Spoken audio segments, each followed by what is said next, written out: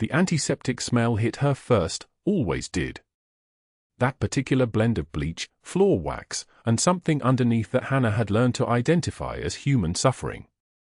The automatic doors of Seattle General slid open at 20:41 hours, and she stepped into the fluorescent-lit corridor like a ghost returning to a place she'd already died. Her name tag read H. Clarke, RN, in small grey letters. Nothing else. No credentials, no commendations, no indication that the woman in the 2 sizes too large scrubs had once led a tactical combat casualty care team through the streets of Fallujah. She'd rebuilt her life in these hallways, rebuilt it quietly, the way you build things when you're trying not to be seen. For years of night shifts at Seattle General. For years of keeping her head down, her hand steady, her voice soft. For years of being invisible. The night shift was quiet. It always was between 2000 and 0300. The ER had its predictable rhythms, and Hannah had learned them the way soldiers learn the layout of an operating area, every corner, every bottleneck, every second-best exit route. She moved through the ICU with practiced efficiency, her shoes making no sound against the tile floor. Rubber-sole Danskos, identical to every other nurse's, designed not to slip on blood or spilled saline. She'd chosen them specifically because they were invisible. Her fingers found the dog tag beneath her scrub top, the way they did every hour. Just once. A quick touch. The metal was warm from her body heat, and she could feel the slight edge where it had bent during the IED blast that took everything else. This tag, the only one recovered, had survived the shrapnel, the fire, the collapse of the medical tent. It had survived markers.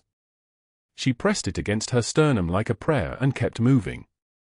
The slight limp was barely noticeable unless you knew what to look for. Most didn't. They saw a competent night shift nurse, mid-30s, dark hair pulled back so tight it seemed to pull her face into permanent neutrality. They didn't see the scar tissue running up her left forearm like a map of something she'd tried to leave behind. They didn't see the way she flinched at sudden sounds, a drop tray, a raised voice, the explosive pop of a blood pressure cuff inflating too fast. Those micro-reactions lasted maybe a tenth of a second, and she'd trained herself to disguise them as concentration. The first 3 patients on her list were stable. A post-op appendectomy. A 72-year-old with pneumonia. A woman recovering from a hysterectomy. Hannah checked vitals, adjusted fluids, charted with the kind of meticulous attention that made her invisible. Good nurses were forgettable nurses. Nobody remembered the one who got the job done and didn't require anything, no praise, no acknowledgement, no space at the nursing station during lunch breaks. She'd been good at invisibility in the army too. It was the same skill applied differently. She was reaching for a fresh fur bag from the supply cabinet at 2147 hours when the doors opened, not the soft hiss of the automatic entry doors, but the violent crash of the ER entrance, followed by the rapid percussion of running feet. Multiple sets. The sound that meant trauma. The sound that meant lives hanging on the next 60 seconds. Hannah's hand froze mid-reach. That sound had a specific weight to it. Not the clatter of a vehicle collision or the chaos of a pedestrian strike. This was organized. Controlled. The kind of coordinated movement that came from people who'd trained for this exact scenario 1,000 times. Paramedics shouted vital signs. Radio static crackled. The trauma team was already moving before the patient's gurney cleared the entrance. She heard the name before she heard anything else. Colonel Marcus Vance, Delta Force, gunshot wound to the anterior thoracic cavity, through and through approximately 7 mm from the left anterior descending, sustained 14 minutes ago at approximately 19:30 hours during a civilian contractor accident, the paramedic was saying, words rapid fire and professional. Vitals are 118/76, heart rate 94, respiratory rate 18, O2 sat 97% on high flow, GCS 15. For access achieved, 2 lines of access. No loss of consciousness. Patient is stable but deteriorating slowly. ETA surgical team 5 minutes. Hannah's fingers squeezed the 4 bag so hard the plastic crinkled. She didn't turn around. She didn't breathe. She didn't move. The protocol for a trauma alert was automatic: clear the corridors, prepare the ICU, have someone standing by with blood products and a warming blanket. She knew what to do. She'd done it 1,000 times. But her hands wouldn't obey the command to move. Colonel Marcus Vance. The man who'd court-martialed her. The man who'd read the charges against her while she stood at attention in a military courtroom in Ramadi.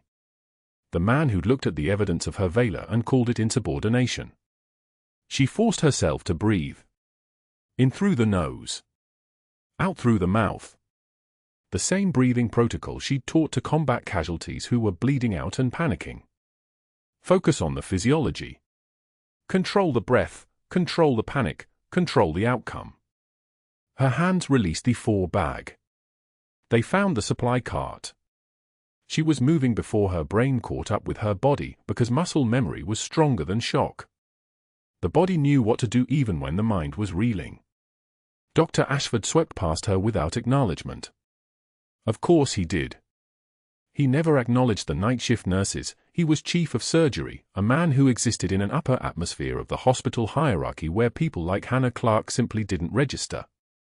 She'd seen him in the hallways maybe 6 times in the past 4 years. He'd looked through her 5 of those times and actually made eye contact once, which meant he'd been looking for someone else. But she saw him now with perfect clarity.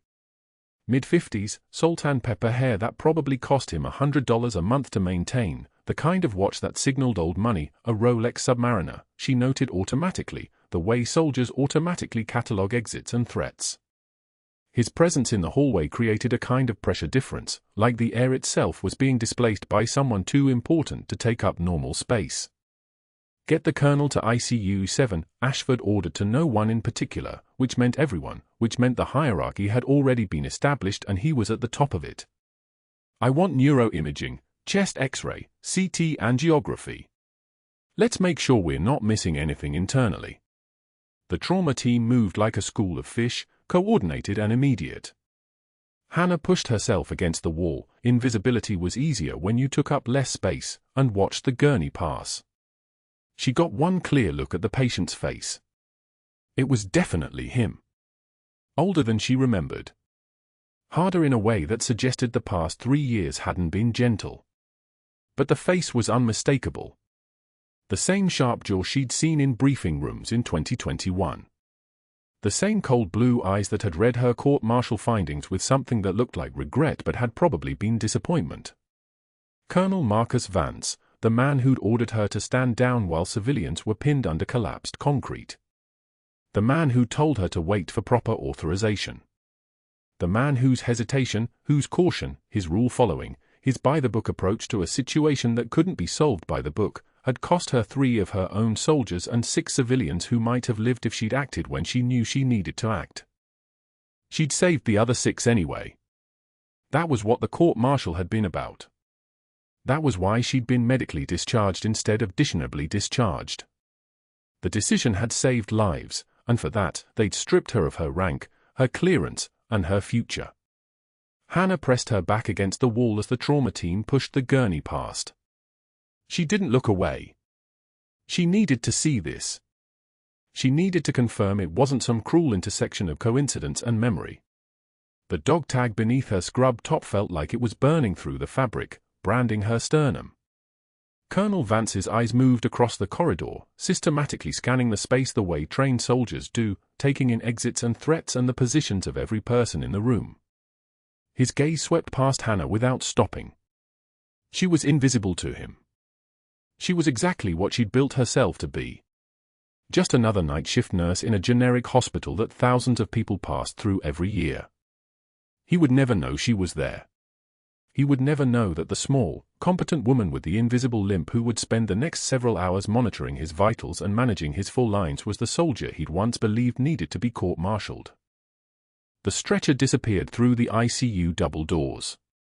Hannah stood in the empty hallway, her heart rate elevated to 112 beats per minute, her hand steady as surgical steel, and counted her breaths. 1, 2, 3, 4. She'd spent 3 years rebuilding a life around the principle of not being noticed.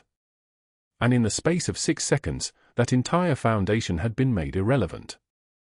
ICU 7 was the largest isolation room in the surgical unit, reserved for the most critical cases, the ones that required constant monitoring and immediate intervention. Hannah knew that room the way she knew all the rooms, but she'd never cared about it before the way she cared now. The machines were the newest model. The monitors had dual screens. The crash cart was stocked with every drug she'd need if the Colonel's wound decided to bleed again. Dr. Ashford was already issuing orders, his voice carrying the particular confidence of a surgeon who'd never been told no by anything except a malpractice jury. I want continuous cardiac monitoring, arterial line, central line through the subclavian vein. Let's get a baseline troponin and D-dimer. If there's any indication of pericardial involvement, I want to know before it becomes a problem. Hannah moved into position without being assigned. This was where she worked. This was her specialty, post-operative cardiac monitoring, the kind of nursing that required the ability to read a monitor like other people read faces.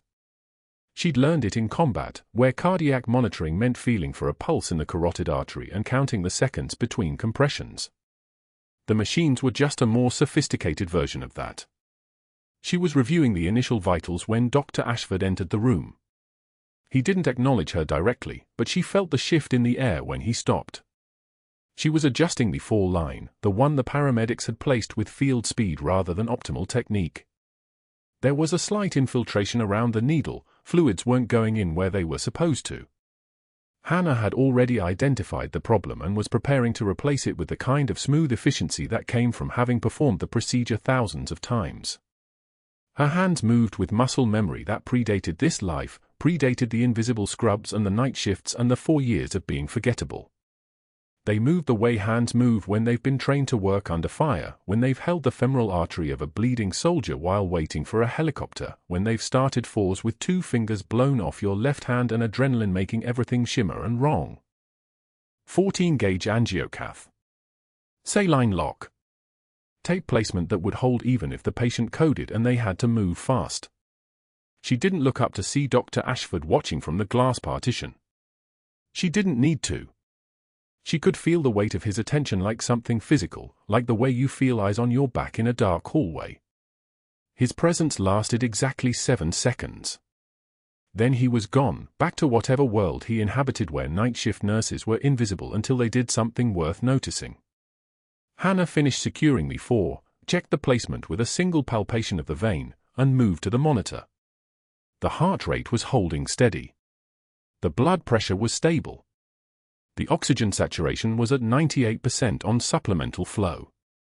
The man in the bed was unconscious, probably sedated by the paramedics for the pain and the shock, his chest rising and falling with mechanical regularity. She'd saved 6 people in Ramadi who weren't supposed to live. She'd done it by ignoring direct orders. She'd done it using an improvised chest seal made from an MRE package and duct tape, a technique that was never supposed to work in a real scenario but had worked because the scenario had demanded that it work and she'd been the only person in that room capable of demanding anything from reality. The Colonel's chest rose and fell. Steady. Controlled. The kind of breathing pattern that belonged to a man who'd spent his entire career teaching his body how to survive. Hannah pressed her hand to her sternum, feeling the dog tags outline beneath her scrub top, and whispered something that wasn't quite a prayer and wasn't quite a curse. "Welcome back to the hospital, sir." But that wasn't the worst part. The worst part was that she could feel something shifting in the air, some invisible mechanism beginning to turn. The Colonel had arrived on her shift. He was in her unit. She would be assigned to his care, because that's how these things worked, and she would have to stand in the room with the man who destroyed her career and pretend it meant nothing. She had no idea what was about to walk through those doors. Dr. Ashford watched Hannah through the glass of the Colonel's ICU room, his eyes narrowing as she adjusted the patients for drip with the kind of precision that made his own residents look sloppy. When she emerged, he was waiting in the corridor, his posture deliberately blocking her path. "Nurse Clarke, a word." He didn't lower his voice. 2 residents and a med student clustered nearby, ears pricking up instantly. "You adjusted a post-operative patient's medication without consulting the attending. That's not nursing, that's practicing medicine without a license." Hannah's hand went to her side in that unconscious rest position, the one that came from years of muscle memory, then dropped deliberately back to normal. She kept her voice level, controlled. Dr. Ashford, the four infiltrated. The site was erythematous. I simply repositioned the line to the patient's left forearm. I don't need medical opinions from a tech with a clipboard. His voice rose just enough for Colonel Vance's daughter to look up from her phone in the family waiting area 10 feet away.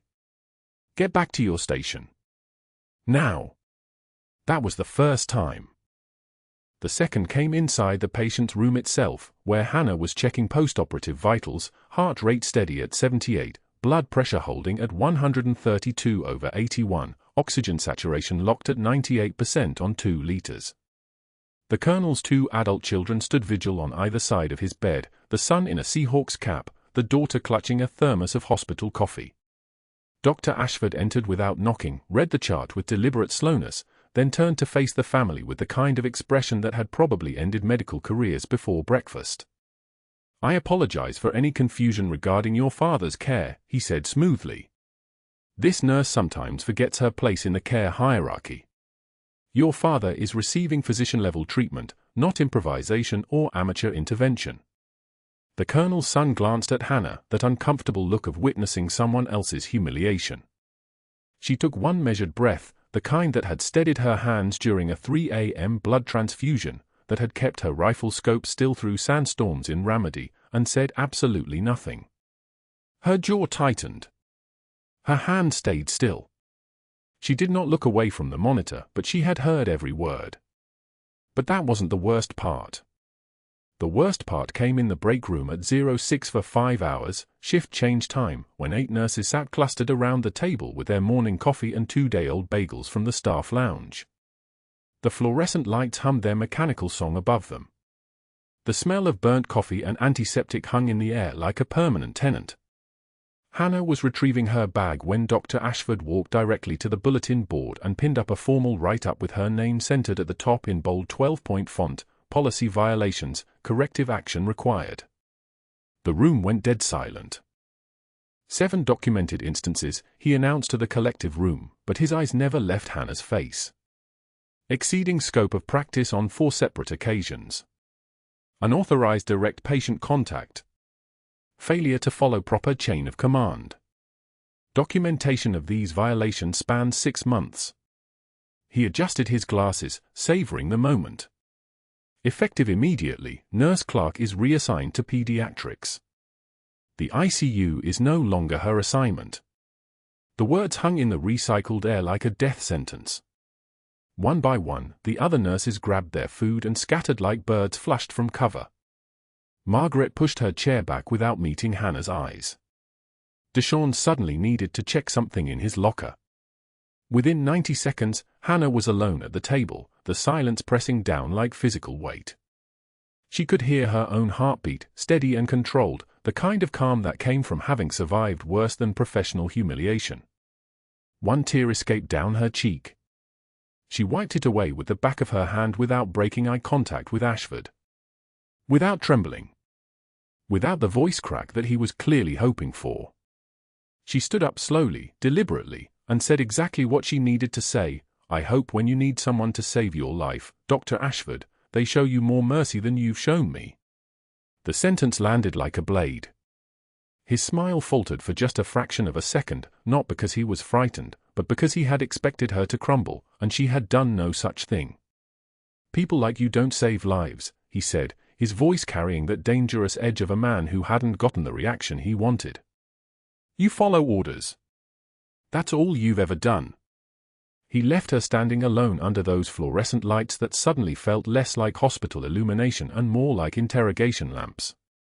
His footsteps echoed down the corridor toward the attending lounge. Hannah stood there for another 3 seconds. She didn't move. She didn't cry. She simply gathered her bag, clocked out at the time station using her badge, the motion as automatic as breathing, and walked toward the staff exit with the kind of controlled precision that had kept her alive in places where chaos killed people faster than bullets. That night, at 2,247 hours, Hannah drove to Cedar Hill Cemetery in Portland through rain that hammered the windshield like applause. The wipers beat their rhythm against the downpour. The cemetery gates stood open, indifferent to weather and grief. She found his grave in the darkness using muscle memory, found it the way she had found it every month for 3 years, Captain Marcus Brennan, beloved husband, KIA Ramadi 2019. Her husband. Not the Colonel. Never the Colonel. She pulled the dog tag from beneath her scrubs. The single tag on the broken chain, the only one recovered from the IED. His tag. Her hands were steady, the way they had been during every crisis, but her voice when she whispered was hollow with something that sounded like surrender. I tried to leave it behind, Marcus, she said to the rain and the grave and the man she had lost in a desert she had sworn never to return to. But it followed me here, and I still wasn't enough. The tag spun on its broken chain, catching the occasional streetlight through the downpour, glinting like a tiny accusation. She stood there in the rain for 7 minutes, not moving, not crying, just breathing in the smell of wet earth and cut grass, holding onto something that couldn't hold her back. When she finally drove away from the cemetery, Hannah had no idea that Dr. Ashford was making phone calls from his office. No idea that he was documenting every interaction, every moment of perceived insubordination, building a file that looked less like professional concern and more like a prosecution. She had no idea that her moment of composure, that controlled breath, that perfectly delivered sentence, had transformed her from a problem he could bully into something far more dangerous, a threat he actually needed to eliminate. But that would come later. Tonight, she was just a widow holding her dead husband's dog tag in the rain, whispering apologies to someone who couldn't hear them, unaware that the real nightmare was only just beginning. The fluorescent lights of the pediatric wing hummed their endless electronic song, but Hannah's mind was 3 floors up in the ICU, where Colonel Marcus Vance lay in room 7 with monitors beeping out the rhythm of a man whose body was failing in slow motion. It was 2,300 hours, 11 at night, the deepest part of the shift when the hospital settled into its nocturnal rhythm and most people stopped paying attention to who walked where. She told herself she was checking pediatric for supplies. That was the story she whispered to the part of herself that still followed rules, that still believed in chains of command and staying in lanes. That part was getting quieter. The pediatric supply room was neat, organized, full of smaller versions of everything upstairs, smaller needles, smaller tubes, smaller doses for smaller bodies. Hannah had restocked it 3 times in the past 2 shifts. There was nothing left to restock. She set down her clipboard anyway, moved through the corridor with the practiced invisibility of someone trained to move unnoticed, and walked toward the ICU despite the restrictions that had crystallized in her access badge like concrete. Despite knowing that if Dr. Ashford caught her, it would be the final nail in a coffin he was actively building around her career. The ICU doors were locked to her now. She knew this because she had tried yesterday at 0030 hours, 3 in the morning, when the night was at its absolute darkest, and her badge had been rejected with a soft electronic buzz that felt like a slap. The charge nurse on shift had pretended to be busy with charting, unwilling to make eye contact, unable to say the words that Dr. Ashford had clearly made her say, "You're not authorized here anymore." The restriction had taken effect at 1800 hours after her humiliation, implemented with the kind of swift institutional efficiency that only happened when someone with power wanted something done yesterday. Hannah stood outside the glass partition separating pediatrics from the ICU hallway, watching through the windows into room 7. The colonel's monitor displayed numbers that made her chest tighten, oxygen saturation dropping from where it should be, blood pressure trending downward, heart rate climbing as his body worked harder and harder to compensate for something it couldn't quite fix. She knew what hemorrhage looked like on a monitor. She had watched it happen in Ramadi, had seen soldiers' vital signs deteriorate in real time while she worked to stop the bleeding before it stopped their hearts.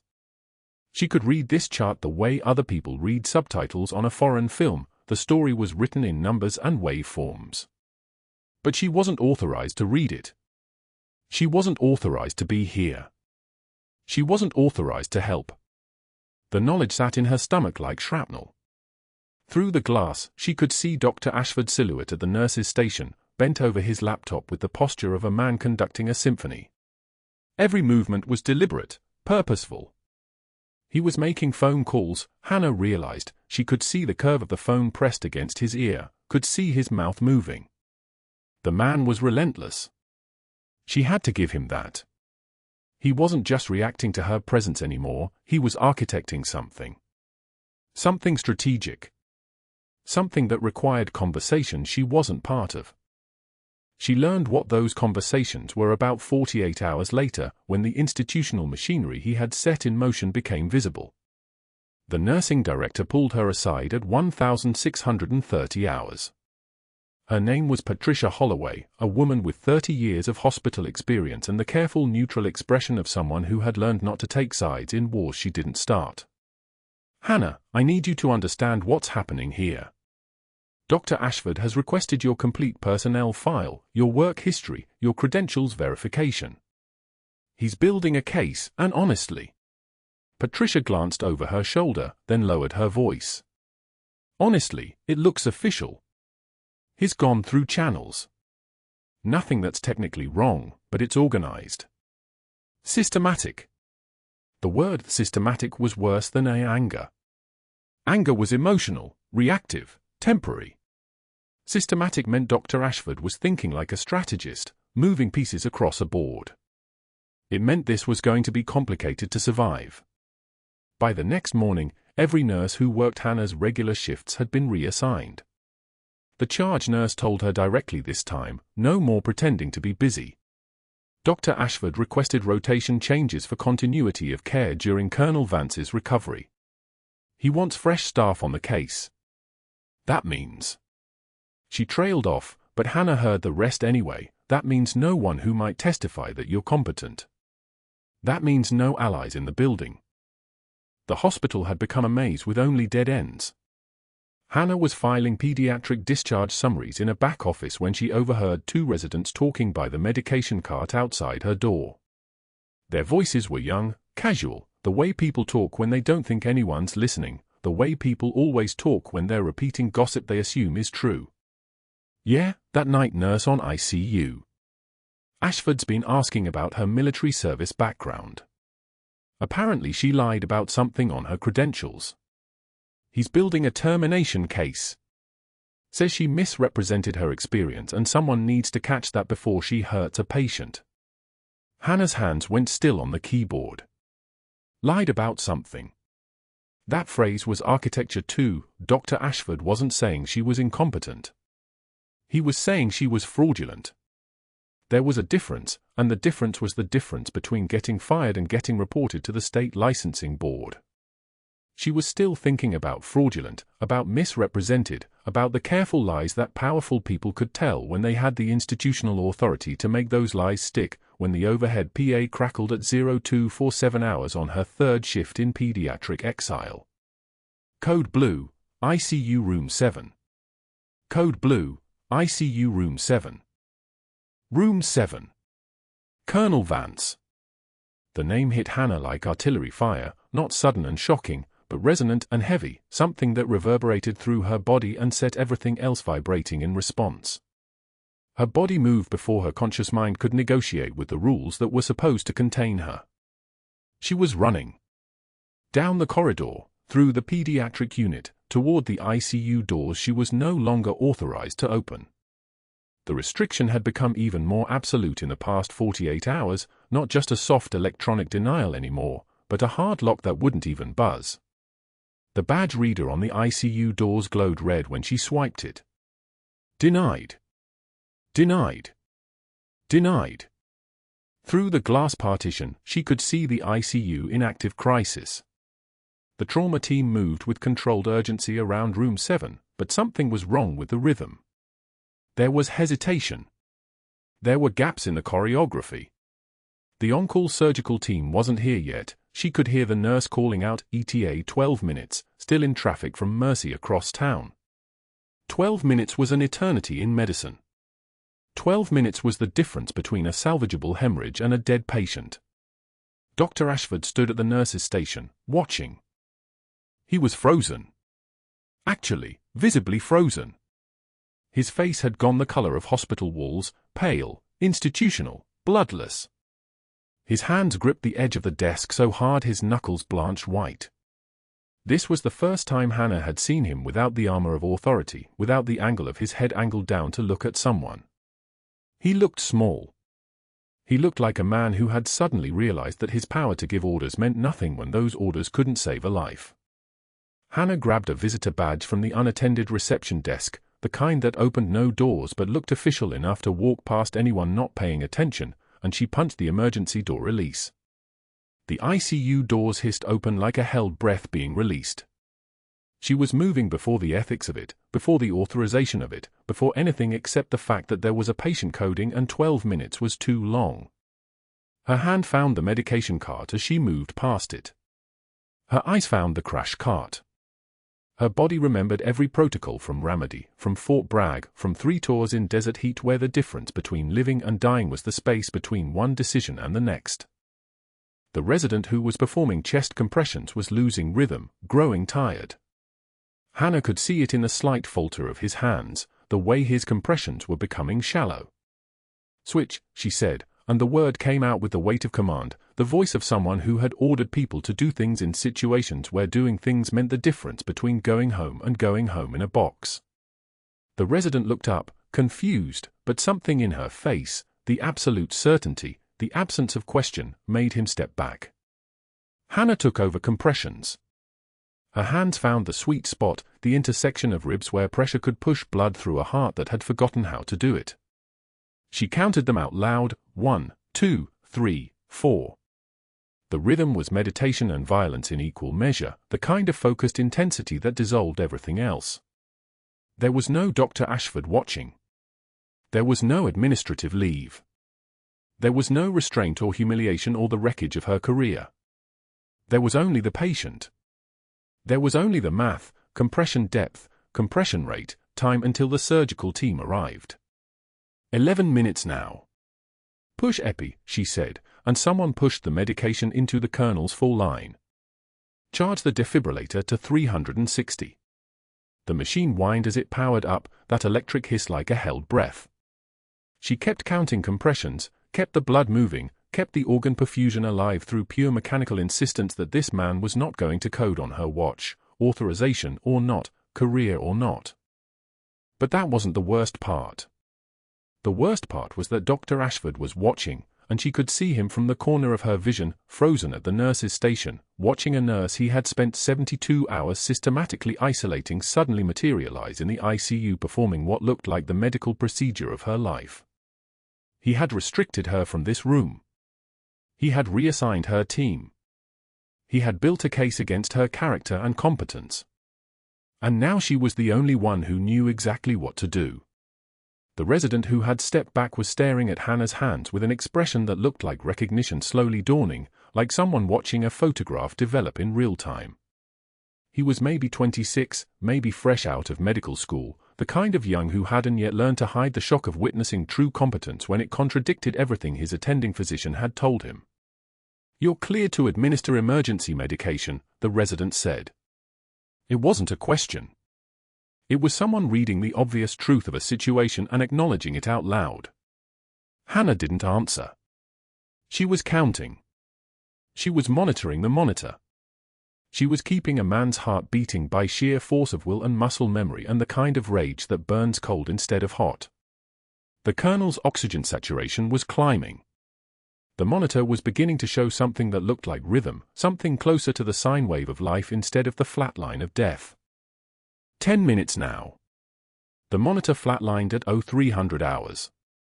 Not the gentle downward slope of a patient pulling away.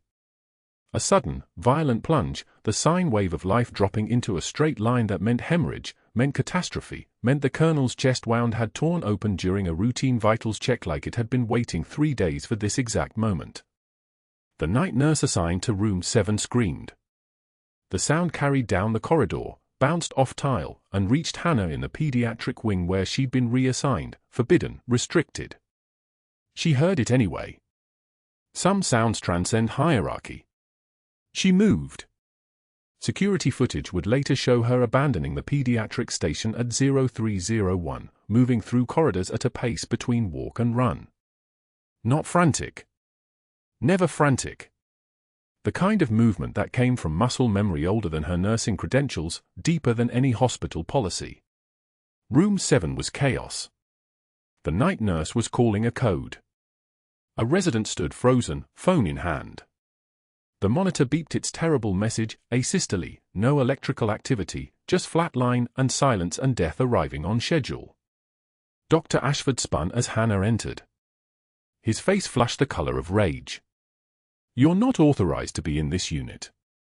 You're suspended. Security. Get her out. Hannah was already at the bedside. The colonel's gown was crimson. His chest wound, sutured, sealed, supposed to be stable, had split open and was bleeding like a hydrant someone had cracked open. His body had maybe 10 minutes before his blood volume dropped so low that no drug, no machine, no prayer would bring him back. She needed packing material. Real packing material. She needed the kind of solution that didn't exist in any hospital protocol written in the last 50 years. Someone get me an MRE, she snapped. A what? A confused resident stared at her like she demanded a time machine. Military rations. Cafeteria keeps them for veterans. Go. Now. Her fingers found the wound's edges. The bleeding was coming from the seroma, the fluid collection that had been draining steadily and had apparently decided this exact moment to rupture completely. The colonel's pulse was already fading. 80 beats per minute. 70. She could feel it weakening under her fingertips like a bird's heartbeat, frantic, desperate, diminishing. Dr. Ashford stepped forward, his voice sharp. Clarke, step back. That's a direct order. You're suspended, you cannot. He's hemorrhaging and you're standing there discussing paperwork. Her voice dropped an octave. It came from a place deeper than her nursing training, from the part of her that had held dying soldiers on foreign dirt and knew that authority was what you earned in blood, not what you inherited from a hospital nameplate. What's the surgical team ETA? A nurse's voice, small and terrified, 11 minutes. The resident returned with an MRE packet, military meal ready to eat, the waterproof packaging designed to keep field rations intact through combat drops. Hannah tore it open with her teeth, extracted the weatherproof material from inside, and created an improvised chest seal with the precision of someone who'd done this exact thing before, in Ramadi, in a convoy under fire when the supply truck had been hit and the medic bag was empty and 3 soldiers were bleeding out. Her hands moved like they were connected to a different brain. Muscle memory didn't tremble. It didn't second guess. It performed. She packed the wound with the material, applied direct pressure, and barked orders that made residents move like they'd been waiting their entire careers to take direction from someone who actually knew what she was doing. 2 units of O negative. Push 1 mg epinephrine 4. Get me a warming blanket, his core temp is dropping. Each command came out clean and sharp and absolute. Dr. Ashford tried to intervene.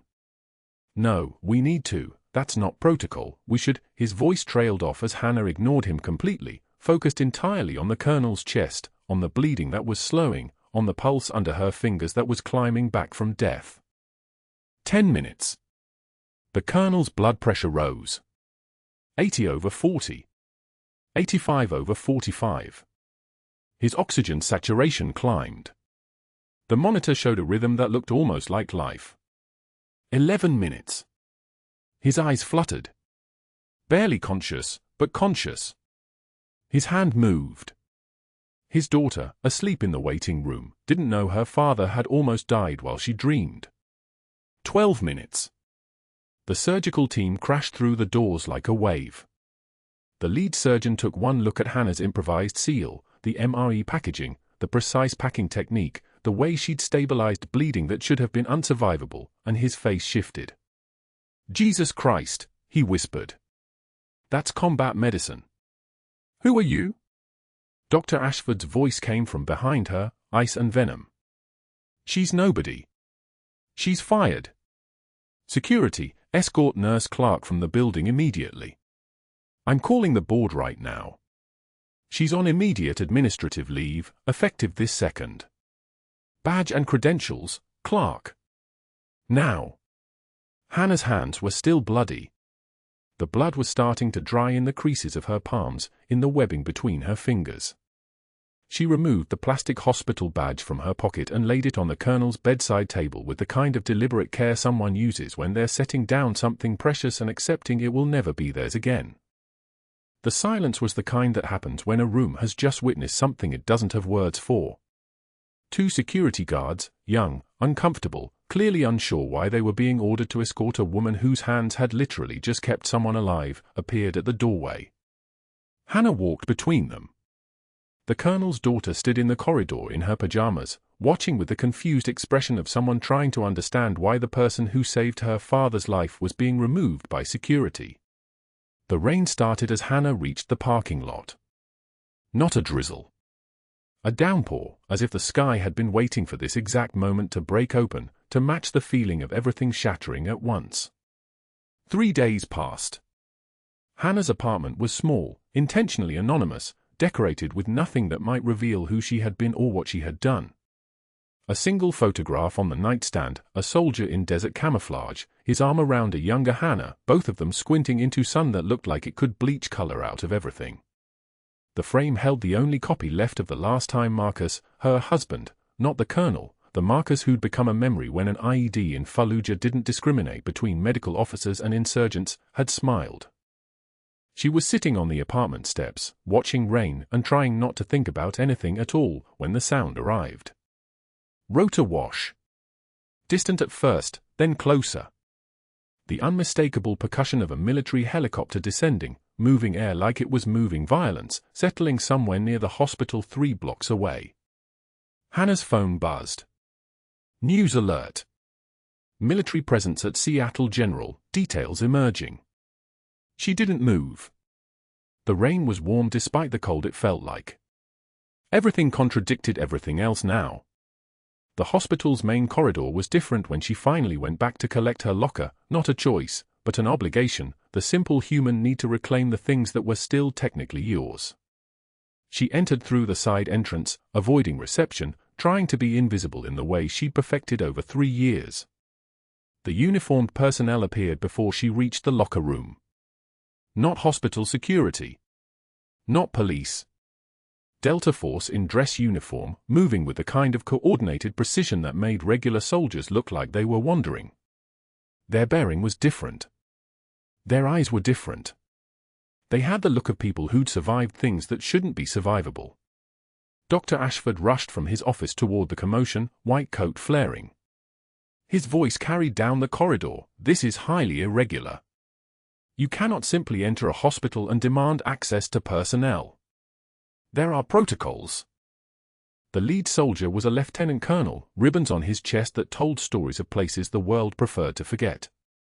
His eyes found Hannah even as she was trying to disappear into the locker room. "We're here for Major Hannah Clarke." The corridor stopped breathing. Dr. Ashford's face cycled through confusion, outrage, and a dawning realization that something had fundamentally shifted in the architecture of his authority. "Major? There is no Major Clarke here. There's a nurse under investigation, and I assure you." "Major Hannah Clarke," the lieutenant colonel repeated, and the way he said it made Dr. Ashford's hospital hierarchy look like a child's game of make-believe. "We're here on behalf of Colonel Vance and direct JSOC command." Hannah stepped forward. The dog tag on its broken chain was still there, still hanging beneath her collar, still carrying weight that had nothing to do with the weight of metal.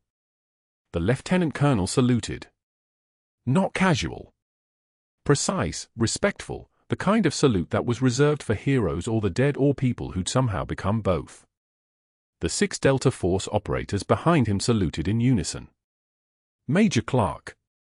I'm Lieutenant Colonel Raymond Hayes. Colonel Vance sent us.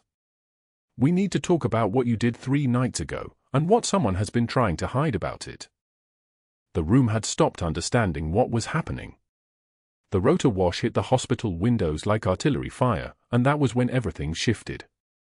For hours earlier, Dr. Ashford had sat in his office with the telephone receiver pressed to his ear, his voice moving through a practiced list of names: Board Chairman Pierce, Hospital Administrator Conrad, Finance Director Hayes. Each call followed the same script. A medical discharge that required investigation. Scope creep. Patient safety concerns. Liability. By the time he'd hung up the fourth phone, the machinery was in motion, and Hannah Clarke was already suspended. The paperwork came at 0600 hours, slid under her locker door in a manila envelope marked confidential. Administrative leave pending investigation of multiple protocol violations. Effective immediately. Building access revoked. No contact with patients, staff, or Colonel Vance without written authorization from hospital administration. The words blurred together as she read them in the empty locker room, fluorescent strips casting her reflection back at her, a woman in scrubs that no longer meant anything. Dr. Ashford had been efficient.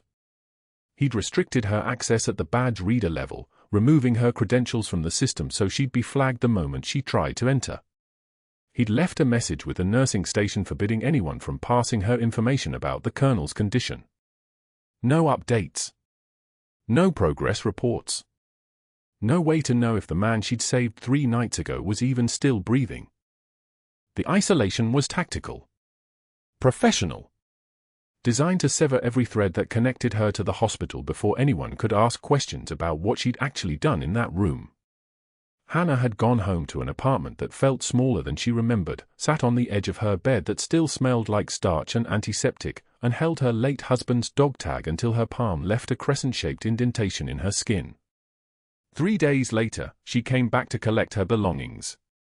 She'd convinced herself it was practical, her stethoscope, her clinical notebooks, the framed photo of her husband in dress blues that she kept at the bottom of her locker. Practical things. But her hands knew the truth as she climbed the stairs. She needed to be near the hospital one more time. She needed to know that the colonel had made it. That her sacrifice meant something. The parking garage was quiet, dawnlight cutting through the concrete columns at sharp angles. She'd parked in the same spot for 3 years, row E, space 14, where she could be gone before any of the day shift supervisors noticed the worn spots on her badge. The hospital rose above the city like a monument to things she'd been trying to forget, and things she could never escape. That's when the helicopter passed overhead. Not a medical transport. Something tactical.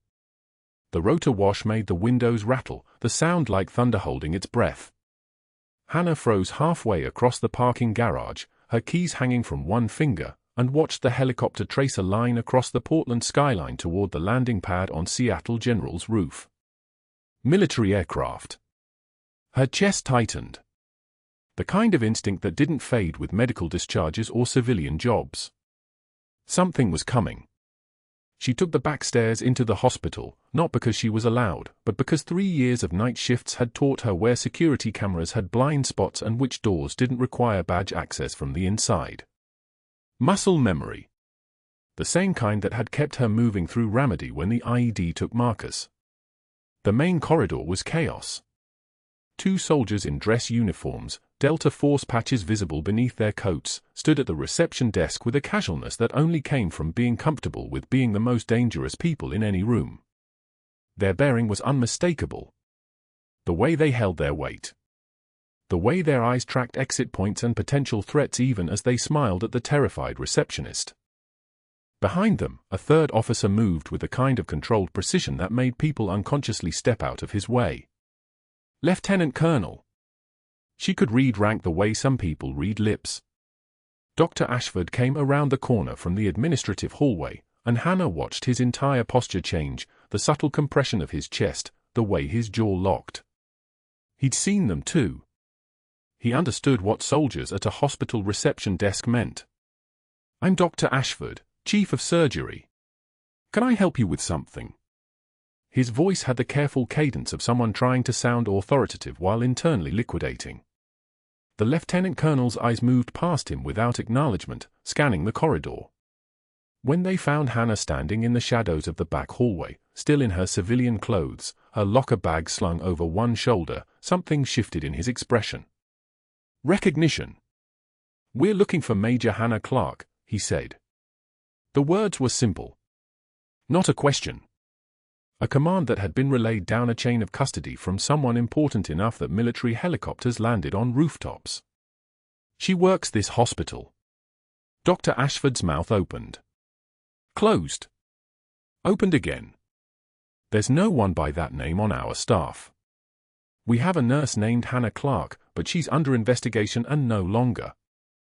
Major Hannah Clarke, the lieutenant colonel repeated. His voice never changed volume or inflection. That was the dangerous part.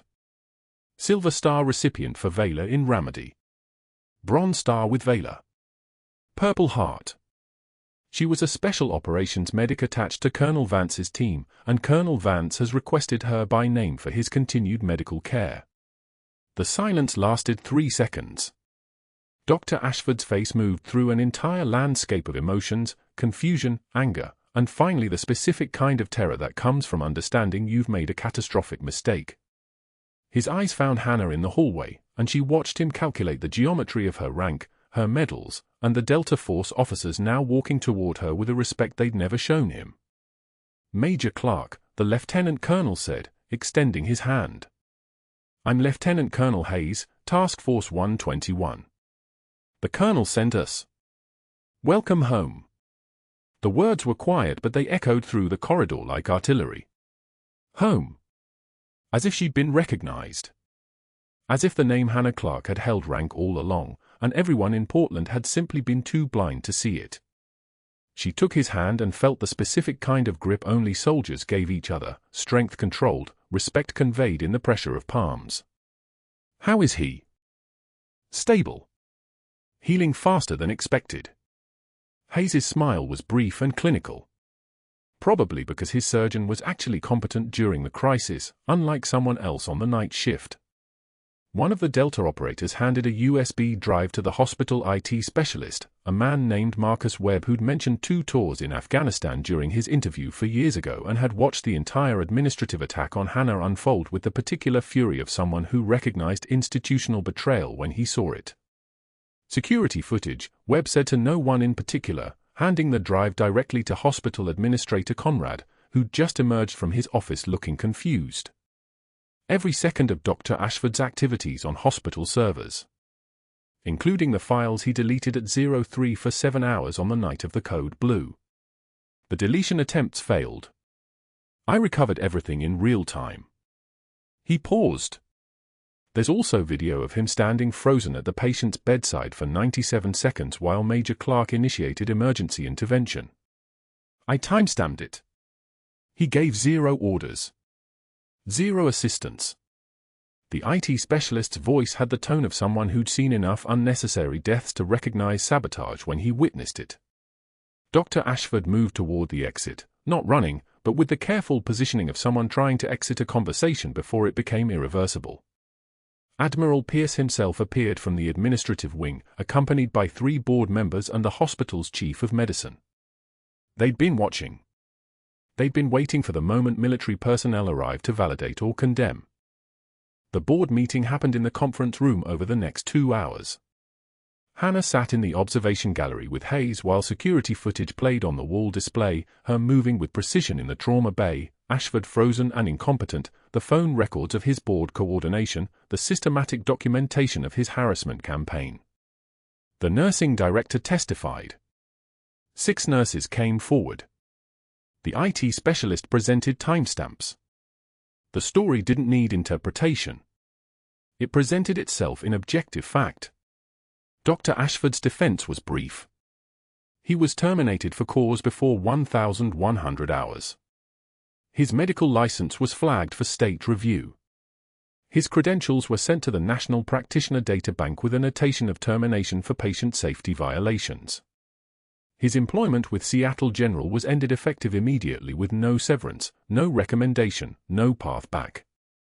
The board offered Hannah a formal apology and a position in the physician assistant program, fully funded, with retroactive pay for the 3 days of suspension. She declined the offer with the same composure she'd shown while accepting her termination. I'm a nurse, she said simply. That's what I was trained to be.